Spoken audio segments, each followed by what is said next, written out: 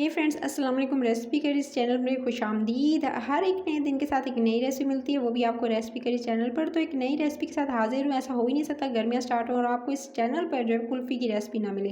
फ़लूदे वाली कुल्फ़ी किस तरह से बना सकते हैं और इतनी मज़ेदार यमी कि आप हैरान रह जाएंगे कि सिर्फ और सिर्फ एक गिलास दूध से ही और उसके अलावा ब्रेड का इस्तेमाल करके मैंने बनाई है। तो बिस्मिल्लाहिर्रहमानिर्रहीम, चलते हैं रेसिपी स्टार्ट करते हैं। सबसे पहले तो मैंने ये दूध दे सकते हैं उबलने के लिए पहले से चूल्हे पर चढ़ा दिया है। ये जी मैंने एक गिलास भरकर दूध का लिया है और तकरीबन आधा किलो के करीब ये दूध है।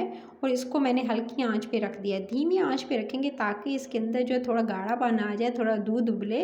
दूध को आपने हल्की आंच पे उबलने के लिए छोड़ देना है और तकरीबन 2 से 3 मिनट लगेंगे और इसके अंदर 1 से 2 बॉयल आना स्टार्ट हो जाएंगे। बस आपने हल्की आंच पे छोड़ना है और इसके अंदर कुछ ऐड भी नहीं करना है। सिंपल पहले दूध को आपने उबाल लेना है। जब तक दूध उबल रहा है मैंने क्या किया, मैंने एक अलग से पैन लिया और उसके अंदर शामिल किया है मैंने चीनी को। ये मेरे पास टेबल स्पून है भरकर, और वैसे ही साथ देखा जाए तो तकरीबन आधा कप के करीब मैंने इसके अंदर चीनी शामिल की है। सो आप 2 टेबल स्पून भरकर, ये बड़े साइज़ का मैंने जब टेबल स्पून लिया है। सो आपने 2 चम्मच भरकर चीनी किस तरह से आप डालने हैं और इसको हल्की आंच पे छोड़ देना है। बस हल्की धीमी आंच रखिएगा। ये देख सकते हैं कि चीनी मेल्ट होना स्टार्ट होगी। ये चीनी साइडों से मेल्ट होना स्टार्ट होगी, ये पूरी पूरी एकदम मेल्ट होगी। सो ये देख सकते हैं जैसे चीनी मेल्ट होगी इसका कलर जो है ब्राउन की तरफ होता जाएगा। बस आपने इसको बिल्कुल डार्कर ब्राउन की तरफ नहीं होने देना है। बस हल्का सा इसका कलर जैसे चेंज होगा ये कैरामलाइज्ड होकर, ये देख सकते हैं बस इस तरह का कलर आ जाए, बस हल्का सा इसका कलर ब्राउनिश की तरफ जाए। आपने क्या करना है, चूल्हा बंद कर देना है और इसको गरम गरम ही, ठंडा नहीं होने देना है। जस्ट इस तरह का कलर आने तक, जैसे सारी की सारी चीनी मेल्ट हुई मैंने इसको फ़ौरन चूल्हे से उतार लिया।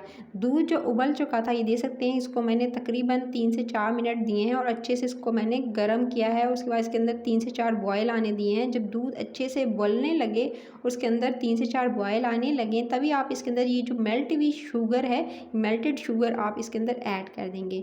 सो आपने इसके अंदर सारी की सारी शुगर ऐड करनी है। जब ये शुगर इसके अंदर जाएगी तो एक जगह इकट्ठी हो जाएगी, चिपक जाएगी। स्टार्टिंग में तो बहुत गर्म होगी, सो आपने ध्यान रखना है। और ये देख सकते हैं कुछ इस तरह से इस फॉर्म में इकट्ठी हो जाएगी। लेकिन जैसे जैसे दूध पकता जाएगा ये सारी इसके अंदर मेल्ट हो जाएगी। सो आपने परेशान नहीं होना है, ये सारी इसके अंदर बिल्कुल एकदम मिक्स हो जाएगी और आपको पता भी नहीं चलेगा। 2 से 3 मिनट के बाद इसके अंदर आपने शुगर डाली थी। ये देख सकते हैं बिल्कुल कहीं पे भी कोई आपको जो हार्ड पार्ट या सॉलिड आपको फॉर्म में आपको नज़र नहीं आ रही शुगर।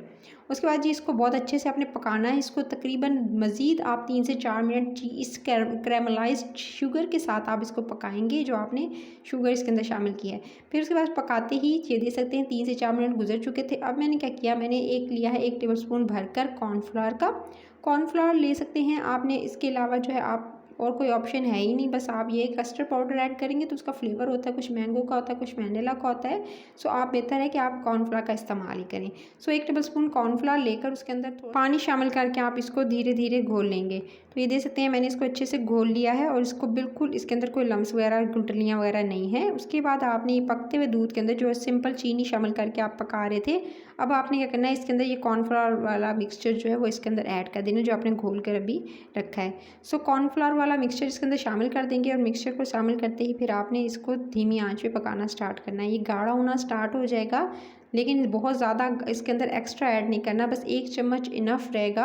आपने इससे बहुत ढेरों ढेर जो आप, मैं कह सकती हूँ 500 से 1000 तक की आप कुल्फ़ी जमा लेंगे जब आप सिर्फ और सिर्फ इस तरह से बनाएंगे जो बाज़ार में इतनी महंगी मिल रही होती है। फिर आपने क्या करना है, इसके बाद आपने ब्रेड लेनी है। ब्रेड को उसके मैंने किनारों समेत सिंपल तोड़ कर ग्राइंडर में डाल के ग्राइंड किया और 1 अदद ब्रेड लिए बस, और आपने इसके अंदर शामिल कर देनी है।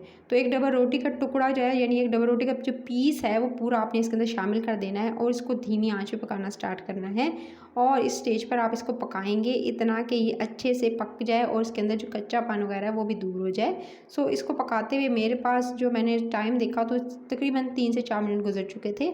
सो मैंने इसको बिल्कुल धीमी आंच पे कुक करने के लिए छोड़ दिया और अब आपने इसको मज़ीद 2 से 3 मिनट पकाने के बाद अब चूल्हा बंद कर देना है। परफेक्ट कुल्फ़ी हो चुकी है रेडी। चीनी कम लगे तो इसके अंदर चीनी और ऐड कर सकते हैं आप अपने हिसाब से। उसके बाद ठंडा करना है। ये ठंडा मैंने बिल्कुल अच्छे से इसको कर लिया था। पहले रूम टेम्परेचर पर ठंडा कीजिएगा, फ्रिज वगैरह में रखने की ज़रूरत नहीं है। जब अच्छे से ये ठंडी हो जाए ये कुल्फ़ी, तो तभी आपने कंटेनर लेना है, इस तरह से एयर टाइट जार लेना है और उसके अंदर आपने इसको जी इस तरह से डालना है। इसको चाहें तो कुल्फ़ी वाले मोल्ड्स में जमा लें, चाहें तो वैसे कुल्फ़ी वाले मोल्ड्स में कई बार मैंने सिखाई है। आप मेरे चैनल पर जाकर कुल्फ़ी की आसान सी आइसक्रीम्स की, डिफरेंट आइसक्रीम्स की रेसिपी जाकर देख सकते हैं। या इस तरह से जो कप्स आते हैं उसमें आप जो डिस्पोजेबल कप्स में भी आप जमा सकते हैं। तो दोनों ऑप्शन आज दे दिए हैं। वैसे डिफरेंट तरह की आई रेसिपी आपको बताइए, फिर आपने इस तरह से लेना है, इसके ऊपर ढक्कन लगाना है। आज कोई मैं इसके ऊपर जो रैपिंग शीट नहीं डाल रही हूँ, बस इस तरह से अच्छे से आपने इसको कवर करके छोड़ देना है। 6 घंटे के बाद मैंने ढक्कन हटाया है, बिल्कुल टाइटली कह सकते हैं कि बिल्कुल एकदम जम चुकी थी। बस इसको मैंने 10 मिनट रूम टेम्परेचर पर रखा और उसके बाद ये दे सकते हैं, इसको ईज़िली मैंने इसको निकाला है और इसको छुरी की मदद से इस तरह से आपने काटना शुरू करना है। पहले कुछ इस तरह से आप जो है वो इसको बिल्कुल इक्वल साइज़ में, यानी कह सकते हैं इक्वल जो है वो इस तरह से जो मार्क्स दे देंगे छुरी की मदद से, ताकि जो है वो आपको आसानी हो काटने में। सो इस तरह से पहले तो मैं इसे इस तरह से काट रही हूँ और उसके बाद आप ये दे सकते हैं इस तरह से पीसेस में मैंने इसे कट कर लिया था। इतनी ईज़िली ये कट हो रही थी, बिल्कुल मुँह में जाके घुलने वाली रेसिपी है ये। उसके बाद आपने इसके ऊपर जो बादाम पिस्ते डालेंगे तो मज़ेदार सी ये फ़लूदा कुल्फ़ी रेडी है, झटपट से तैयार होने वाली। बिल्कुल आप कह सकते हैं कि इसे 500 से 1000 तक की जो रेंज में आती है ना कुल्फ़ियाँ, उनसे कहीं गुना बेहतर है कुल्फ़ी या आइसक्रीम। जो होती महंगी आइसक्रीम्स के जार आ रहे होते हैं उनसे बहुत बेहतर है। रेसिपी अच्छी लगे तो लाइक शेयर और चैनल को सब्सक्राइब करना नहीं भूलना। इस रेसिपी को ज़रूर ट्राई कीजिएगा। मैंने दोनों तरीक़ों से आपको बताई है, आपको डिस्पोजेबल कप में भी जमा कर, उस तरह से जार में भी जमा कर। रेसिपी अच्छी लगी तो लाइक शेयर और चैनल को सब्सक्राइब कर लीजिएगा। मज़े मज़े की रेसिपीज़ गर्मी से रिलेटेड और उसके अलावा जो है आपको जो ई से रिलेटेड मज़े मज़े की रेसिपीज़ देखने को मिलेंगी। अपना ख्याल रखिएगा। टिल द नेक्स्ट वीडियो फिर मिलती हूँ। Take care.